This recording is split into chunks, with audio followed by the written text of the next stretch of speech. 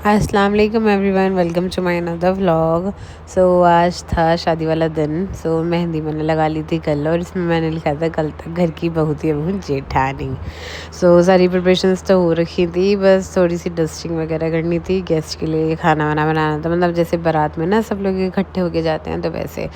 तो मेरी यहाँ पे ना छोटी वाली नंद ने खाना बना दिया था, बड़ी वाली ने भी बनाया था एक डिश, मतलब सब्ज़ी पूड़ी बनी थी और दही के आलू वगैरह।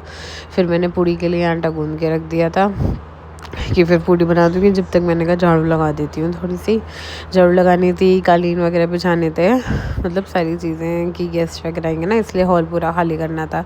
तो सारी चीज़ों में मैं लग गई थी अपना कालीन वगैरह बिछाने में कि पहले वाला चेंज करके फिर दूसरा वाला बिछा दो। फाइनली इतने दिनों से वेट कर यार आज वो दिन आ गया था। यहाँ पे ना छुआरे जो होते हैं निकाह के बाद वो वाली बन रहे थे। फिर अम्मी पूड़ियाँ सेकने लगी थी, और फिर उसके बाद मैंने बच्चों को सुलाने की कोशिश करी, पर जो शांति से दिख रहे हैं ना ये बहुत जल्दी उठ गए थे। फिर उसके बाद पूड़ियाँ कम पड़ गई थी। फिर हमने आटा गूंदा था। ये ना हमारी गली में रहती है, हमारी रिलेटिव है, इनका नाम महविश है, तो ये मेरी हेल्प करवाने के लिए आ गई थी। फिर उन्होंने मेरे साथ हेल्प करवाई, बर्तन वगैरह धो देते जब तक मैंने पूड़ी का आटा रेडी करा। इतने में ही कि मैं पूड़ियाँ बेल कर मैंने ना रख दी थी काट कूट के, तो उतने में ही ये दोनों रोने लगे। अब्बू जी ने कहा कि बेटा तुम इन दोनों को संभालो, बाकी काम हो जाएगा। फिर मैं यहाँ ऊपर आ गई थी, तो ईज़ल अपने फूफा जी के पास थी, एंजॉय कर रही थी बस। फिर वो चले गए थे अपने किसी काम से। फूफा जी और शादाब को भी यहीं पे रेडी होना था मेरी फ्लोर पे, तो फिर मैं अपना रेडी होके बस कपड़े चेंज नहीं करे थे, तो फिर मैंने भी बच्चों को जल्दी से रेडी करना स्टार्ट करा था, क्योंकि फिर शादाब को काजल वगैरह लगाना होता है ना, भाभी काजल लगाती हैं इसलिए। फिर ये मेरे हस्बैंड भी आ गए थे, ये भी अपना रेडी होने की तैयारी कर रहे थे।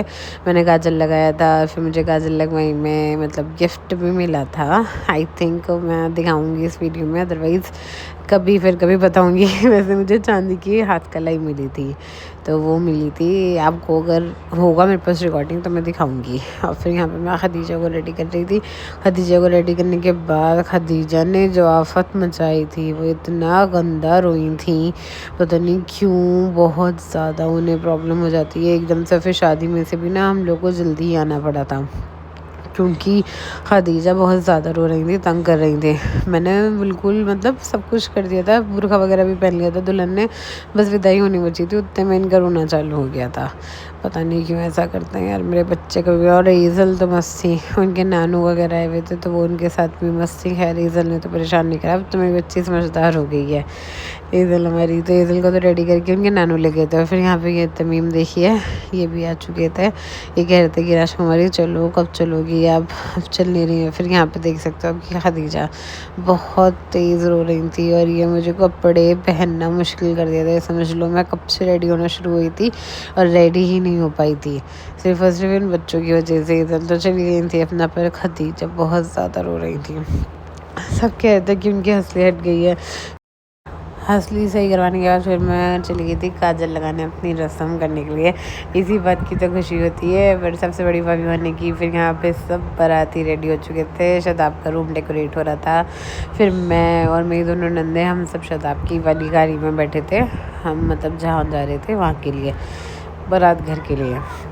हम सब लोग गाड़ी में बैठे थे, हमने गाड़ी में खूब इंजॉय करा। हम लोग फुल मस्ती करते हुए आए थे, फुल सॉन्ग वगैरह चलाते हुए अपने देवर की बारात लेके। लो चली मैं, देखो देखो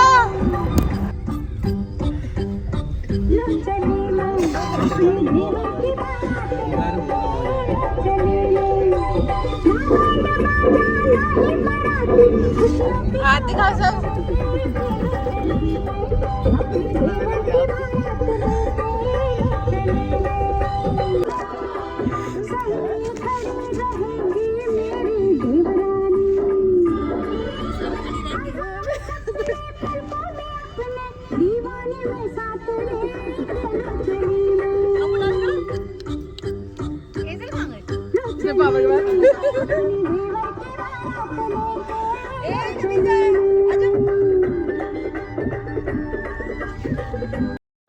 देन हम लोग अपनी लोकेशन पे पहुंच चुके थे। वैसे घर के बहुत नियर बाय में था इनका लोकेशन, मुश्किल से 10 मिनट लगे होंगे हमें यहाँ पर आने में। फिर हम लोग का वेलकम वगैरह हुआ, फिर हम चले गए थे भाई अपनी देवरानी से मिलने के लिए।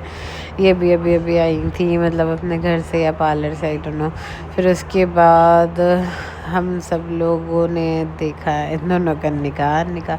होने वाले आ गए थे जल्दी से, फिर इन लोगों का निकाह हुआ था।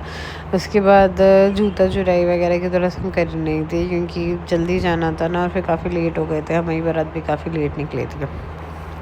फिर उसके बाद शादाब से निकाह की इजाज़त लेने के लिए गए थे ये लोग। उसके बाद उन दोनों के निकाह करने के बाद हम लोग चले गए थे अपना खाना पीना खाने के लिए। उन लोगों ने टेबल्स वगैरह लगा के हमें खाना वाना खिलाया। और यहाँ पे देखिए बच्चे, स्टेज खाली होते ही ईदुल को कितना ज़्यादा मज़ा आ रहा था। वो आती नहीं मेरे पास, ये तो बहुत बन चुकी थी मेरी लड़की। बार बार गोद से तो उतरी नहीं पहली बात ये, और फिर जब ये उतरी गोद से उसके बाद इनकी ये हाल हो गई थी। रात काफ़ी हो गई थी तो फिर हम लोग चले गए थे घर के लिए। खदीजा भी बहुत ज़्यादा रोई थी क्योंकि फिर ये था शादाब का रूम, ये डेकोरेट हो चुका था। फिर जी मैं पहले आ गई थी बारात से, तो फिर ये अभी ये जी विदाई होकर आई थी। तो ये बहनें अपना नेक ले रही थी, दरवाज़ा रुक कर, मतलब जैसे लिया जाता है शादाब और इनसे, मुस्कान से। फिर इन दोनों बहनों ने दरवाज़ा रुकाई करी, फिर इन्होंने अपना नेक वगैरह लिया, फिर इन दोनों को एंटर करने दिया रूम में। फिर ये लो हमारी देवरानी आ चुकी थी घर पे। आज के लिए बस इतना ही, जितना शूट हो पाया मैंने सब आपको दिखाया था। इसके बाद दोनों बच्चों को सुलाने की बारी आई थी। ये मैडम, इनका तो सोना ही कभी नहीं होता है। बस कैमरा देखे टाटा, अब मिलते हैं नेक्स्ट व्लॉग में। Hope you guys like.